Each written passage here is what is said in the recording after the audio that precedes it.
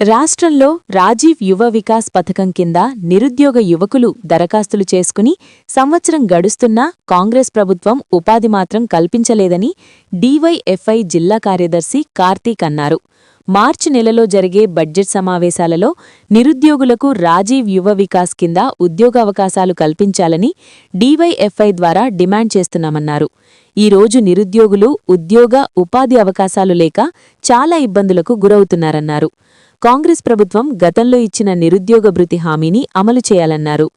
దాన్ని అమలు చేయాలని చెప్పేసి భారత ప్రజాతంత్ర జోడే సమైక్య డీవైఎఫ్ఐగా కొమరం జిల్లా కమిటీగా డిమాండ్ చేస్తాను. ఈరోజు నిరుద్యోగులు చాలా ఉద్యోగాలు లేక చాలా ఇబ్బందులు పడుతున్న పరిస్థితి కనబడతా ఉంది.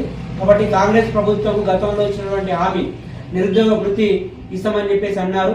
దాన్ని కూడా అమలు చేయాలని చెప్పేసి ఈ సందర్భంగా మేము కాంగ్రెస్ గవర్నమెంట్ని కోరుతా ఉన్నాం.